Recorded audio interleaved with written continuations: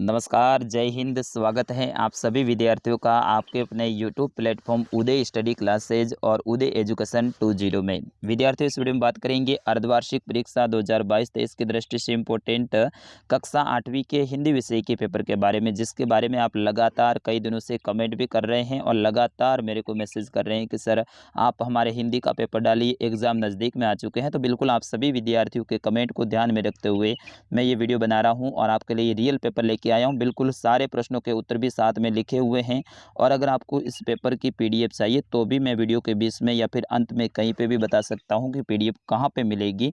तो इसके लिए आप सभी विद्यार्थियों को वीडियो को अंत तक देखना पड़ेगा और कक्षा 8 के सारे विषय के पेपर देखने के लिए इस चैनल को आप सब्सक्राइब जरूर कर लीजिएगा। ये बिल्कुल फ्री है। वीडियो के पास में देखिए, यहाँ पे हमारा उदय एजुकेशन या फिर उदय स्टडी क्लासेज नाम दे रखा है। इसके आगे देखो सदस्यता लें या फिर सब्सक्राइब करें, ये लिखा हुआ है ना, इसके ऊपर आप क्लिक कर दो ताकि ये चैनल को आप सब्सक्राइब कर लोगे तो आपके कक्षा के सारे विषय के पेपर हैं वो आपको समय समय पे मिलते रहेंगे। वीडियो को अंत तक देखना है, बीच में या फिर अंत में कहीं पे भी बता सकता हूँ कि पेपर कहाँ पे मिलेगा। चलिए, पहला प्रश्न है आपका बहुवैकल्पिक प्रश्न रहेगा। इसके अंतर्गत आपके अवसाद वाले प्रश्न रहेंगे और कुल 4 प्रश्न इसके अंतर्गत रहने वाले हैं। तो इसमें क का देखिए, प्रत्युष शब्द का अर्थ है, यानी प्रत्युष शब्द है, इसका अर्थ क्या होता है? सायकाल, शीघ्र, प्रातःकाल या फिर दोपहर। तो विद्यार्थियों, इसका सही आंसर क्या हो जाता है? बिल्कुल ऑप्शन नंबर ब रहेगा इसका सही आंसर, यानी प्रातःकाल होता है। प्रत्युष का मतलब होता है प्रातः काल, यानी सुबह। ख देखिए, दीवाने संचार में संबंध रखते हैं आत्मीयता का, स्नेह का, कटुता का या फिर समान भाव का। तो दीवाने हैं संचार में समान भाव का संबंध रखते हैं। ऑप्शन नंबर द रहेगा इसका सही आंसर। विद्यार्थियों, अगर आपको आंसर आता है तो आप भी कमेंट में जरूर लिख सकते हैं ताकि मुझे भी पता चल सके कौन कौन विद्यार्थी है वो अच्छे से तैयारी करके आए हैं। ग देखिए, भगवान के डाकिए किसे कहा जाता है? पक्षी को, बादल को, पक्षी और बादल दोनों को या फिर नदी को। तो विद्यार्थियों, भगवान के बादल है वो पक्षी को भी कहा जाता है और भगवान के डाकिए पक्षी को भी कहा जाता है और बादल को भी कहा जाता है। तो ऑप्शन नंबर स रहेगा इसका सही आंसर।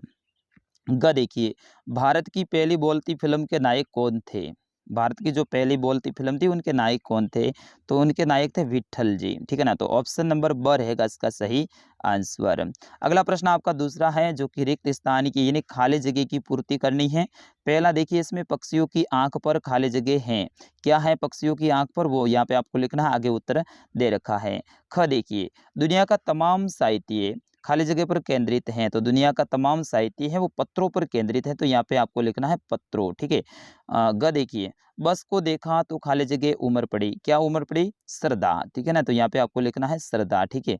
और ग देखिए, गांव में मेरा खाली जगह का समय अधिकतर बदलू के पास ही बीतता था, यानी दोपहर का समय, ठीक है ना। तो यहाँ पे लिखोगे आप दोपहर।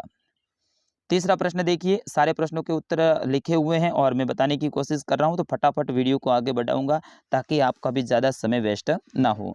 तीसरा प्रश्न देखिए, अनंत से मिलन से क्या अभिप्राय है? अनंत से मिलन से क्या अभिप्राय है? तो अदृश्य परमात्मा से मिलन, यानी इसका मतलब होता है अनंत से मिलन। चौथा प्रश्न है कि बदलू ने अपनी गाय क्यों बेच दी थी? तो बदलू ने अपनी गाय को क्यों बेच दिया था? क्योंकि उनका धंधा है ना ठप हो गया था। तो यहाँ पे आप लिखेंगे धंधा ठप होने से बदलू ने अपनी गाय को बेच दिया था। पांचवा प्रश्न देखिए, दीवानों का जीवन का लक्ष्य क्या था? यानी दीवाने थे, उनके जीवन का लक्ष्य क्या था?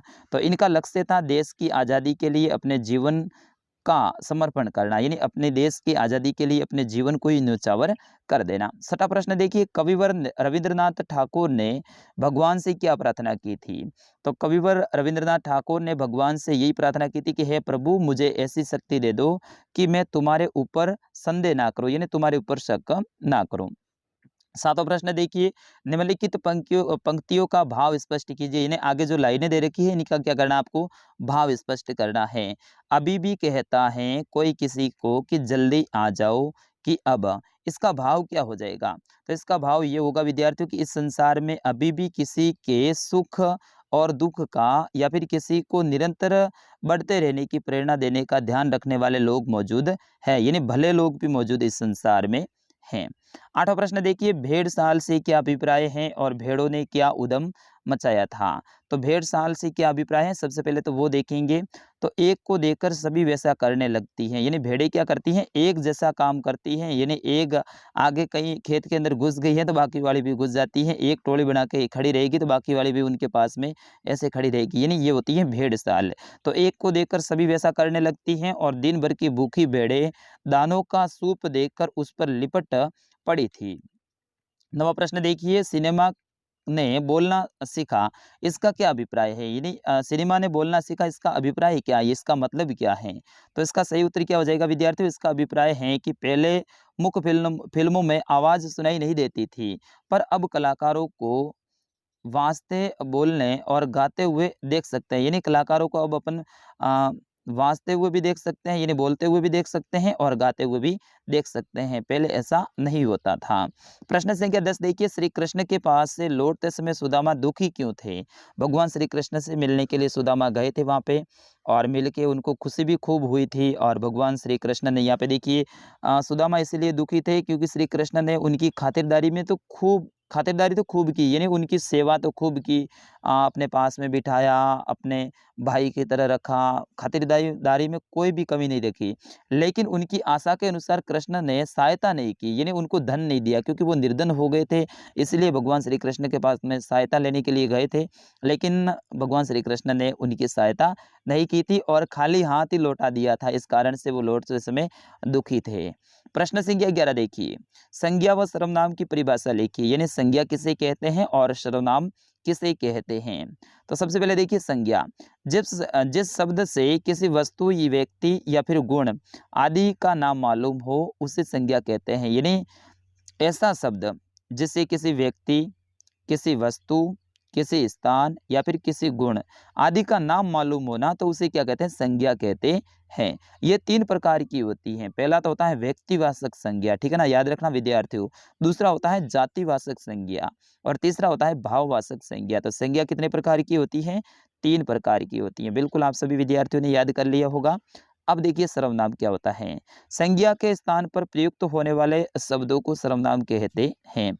ये 6 प्रकार के होते हैं। सर्वनाम कितने प्रकार के होते हैं विद्यार्थियों, 6 प्रकार के होते हैं। पहला होता है पुरुषवाचक सर्वनाम, दूसरा होता है निश्चयवाचक, तीसरा होता है अनिश्चयवाचक, चौथा होता है संबंधवाचक, पांचवा होता है प्रश्नवाचक और छठा होता है निजवाचक। यानी 6 प्रकार के सर्वनाम होते हैं। प्रश्न संख्या 12 देखिए, निम्न शब्दों के पर्यायवाची शब्द लिखिए, यानी आगे जो शब्द दे रखे हैं इनके पर्यायवाची शब्द लिखने हैं। एक तो विलोम शब्द विद्यार्थियों, ठीक है ना, विलोम शब्द, और दूसरे आपके पर्यायवाची शब्द। इनको है ना आप रट के जाइएगा क्योंकि ये आपके एग्जाम में, बोर्ड की परीक्षा में भी मेन रहेंगे और इस बार आपके अर्धवार्षिक में भी मेन रहने वाले हैं। तो सबसे पहले देखिए अग्नि का, तो अग्नि का पर्यायवाची क्या होता है, अग्नि का हो जाएगा आग, अनल, पावक का। फिर उसके बाद में आकाश का, तो आकाश का पर्यायवाची है नभ, व्योम, अंबर, गगन होता है। फिर उसके बाद में घर का पर्यायवाची, तो घर का पर्यायवाची क्या होता है, निकेत, आवास, आले और घर। और लास्ट में आपको लिखना है जल का पर्यायवाची, तो जल का तो पानी, नीर, वारी और तोय, ये हो जाएंगे आपके जल के पर्यायवाची शब्द। प्रश्न संख्या 13 को देखिए, मुहावरों का अर्थ लिखिए, यानी आगे जो मुहावरे 2 दे रखे हैं इनके अर्थ लिखने। पहला मुहावरा है कि दबे पांव लौटना और दूसरा होता है हाथ काटना। तो यहाँ पे देखिए दबे पांव लौटना, इसका मतलब होता है चुप साप वापस आना, यानी वहां से चुप साप कोई भी गया था और वापस आ गया, इसका मतलब है कि वो दबे पांव वापस लौट गया। दूसरा होता है हाथ काटना, यानी बेरोजगार होना है, वो होता है हाथ काटना। ठीक है, यहाँ पे थोड़ी सी मिस प्रिंटिंग हुई है। विद्यार्थियों आपके बोर्ड की परीक्षा होगी उसमें इन मुहावरों का है वाक्य प्रयोग करना पड़ेगा, यानी एक एक वाक्य के अंदर भी आपको लिखना पड़ेगा। प्रश्न संख्या 14 देखिए, आपने 8वीं कक्षा उत्तीर्ण कर ली है और 9वीं कक्षा में प्रवेश लेना चाहते हैं। अपने विद्यालय के प्रधान अध्यापक जी को स्थानांतरण प्रमाण पत्र हेतु प्रार्थना पत्र, यानी टीसी के लिए आपको प्रार्थना पत्र लिखना है। किसके लिए विद्यार्थियों, टीसी के लिए प्रार्थना पत्र लिखना है। इस प्रकार से आपको लिखना है। मैं थोड़ा सा पढ़ के भी बता देता हूँ ताकि आप सभी विद्यार्थियों को याद भी हो जाए। सबसे पहले आपको लिखना है सेवा में, फिर उसके बाद में यहाँ पे थोड़े से कॉमा कर देनी है, फिर उसके बाद में श्रीमान प्रधानाध्यापक महोदय, फिर उसके बाद में स्कूल का नाम नीचे लिखिएगा, राजकीय माध्यमिक विद्यालय गुमनानपुरा कोटा, ठीक है ना, गुमानपुरा कोटा। इस जगह पे आप अपने विद्यालय का नाम भी लिख सकते हैं। विषय है टीसी प्राप्त करने हेतु प्रार्थना पत्र। फिर उसके बाद में महोदय लिखना है। थोड़ी सी जगह छोड़ने के बाद में यहाँ से शुरू करना है कि निवेदन है कि मैंने आपके विद्यालय से 8वीं कक्षा उत्तीर्ण कर ली है और मैं 9वीं कक्षा में अन्य विद्यालय में प्रवेश लेना चाहता हूँ या फिर चाहती हूँ, और इसके लिए मुझे टीसी यानी शाला स्थानांतरण प्रमाण पत्र की आवश्यकता है। अतः प्रार्थना है कि मुझे टीसी प्रदान करने की कृपा करें। और फिर उसके बाद में प्रार्थी आपका नाम लिख देना है, फिर दिनांक लिख देनी है। और अंतिम प्रश्न आपका रहेगा 15वां, निम्नलिखित में से किसी एक विषय के ऊपर निबंध लिखना है, यानी आपको लेख लिखना है। निबंध का मतलब क्या होता है, लेख होता है। तो लेख लिखना है, बड़ा सा लिखना है। लगभग आप कोशिश कीजिए कि 100 से लेके 150 या फिर 200 250 शब्दों तक आप बड़ा सा है ना निबंध लिख दें। तो यहाँ पे देखिए अ में देखिए वायु प्रदूषण, ये वेरी वेरी इंपॉर्टेंट है आपके एग्जाम की दृष्टि से। फिर उसके बाद में जल संरक्षण के बारे में, ये भी वेरी वेरी इंपॉर्टेंट हैं। होली के ऊपर निबंध आप याद कर लीजिएगा और स्वतंत्रता दिवस के ऊपर भी आप निबंध याद कर लीजिएगा। ये सारे के सारे निबंध हैं आपके एग्जाम की दृष्टि से काफ़ी इंपॉर्टेंट रहने वाले हैं। तो विद्यार्थियों, ये था कक्षा 8 का हिंदी विषय का पेपर। बिल्कुल आशा करता हूँ कि आप सभी ने पूरा देखा है और अच्छे से सारे प्रश्नों को तैयार भी कर लिया है। अब विद्यार्थियों, मैंने शुरुआत में ही आपसे वादा किया था कि इस पेपर की पीडीएफ है, यानी पूरा का पूरा पेपर है, आपको डाउनलोड करने के लिए मैं बताऊंगा। तो बिल्कुल ये पेपर है आपको हमारी वेबसाइट पे मिलेगा। अब वेबसाइट कौन सी है, तो यहाँ पे आपको गूगल में जाके सर्च करना है www. फिर उसके बाद में उदय, ठीक है ना, फिर उसके बाद में study.com, ठीक है, www.udaystudy.com ये सर्च करना है। जैसे ही आप ये सर्च करेंगे तो हमारी वेबसाइट खुल जाएगी। उसमें बड़े बड़े नाम आएंगे, उसमें राजस्थान जीके का एक ऑप्शन आपको मिलेगा, ठीक है ना, राजस्थान जीके का, और दूसरा मिलेगा लेटेस्ट पोस्ट का। या तो आप लेटेस्ट पोस्ट के ऊपर क्लिक कर दीजिए या फिर राजस्थान जीके वाले के ऊपर क्लिक कर दीजिए। जैसे राजस्थान जीके वाले के ऊपर क्लिक करेंगे तो हमारे जो आपके कक्षा 8 का हिंदी का पेपर मैंने डाला है वो पोस्ट नीचे आ जाएगी, कक्षा 8 हिंदी पेपर पीडीएफ ऐसा नाम आएगा।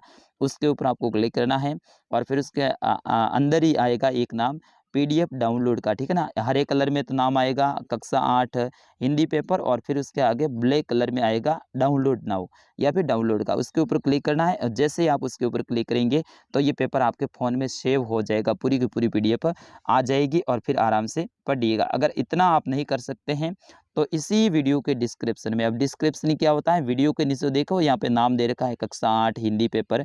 इसके ऊपर आप थोड़ा सा हाथ से टच कीजिएगा, क्लिक कीजिएगा तो नीचे बहुत बड़ा विवरण खुल जाएगा। उसी विवरण के अंदर लिंक दे रखी है कक्षा 8 हिंदी पेपर पीडीएफ डाउनलोड की, तो उसके ऊपर आप क्लिक कर दीजिए। सीधे ही इसी पेपर के ऊपर आप हमारी वेबसाइट पे चले जाएंगे और फिर वहाँ से डाउनलोड नाउ का ऑप्शन आएगा, उसके ऊपर क्लिक करके डाउनलोड कर लेना। तो विद्यार्थी, मिलते हैं अगले वीडियो में, तब तक के लिए आपके अपने सर उदय सर को दीजिएगा आज्ञा। लेकिन उससे पहले आप सभी विद्यार्थी अगले कौन से विषय का पेपर चाहिए वो आप कमेंट में जरूर लिखिएगा। अपना नाम, अपने विद्यालय का नाम भी लिखिएगा और हमारे वीडियो कैसे लगते हैं आपको ये भी आप कमेंट बॉक्स में ज़रूर लिखिएगा, ताकि मुझे भी पता चल सके कि भाई आपकी राय क्या है और आपको हमारे वीडियो कैसे लगते हैं। आपके एग्जाम तक सारे विषय के पेपर यहाँ पे अपलोड किए जाएंगे। तो विद्यार्थी, मिलते हैं अगले वीडियो में, तब तक के लिए मुझे आगे दीजिएगा। नमस्कार, जय हिंद।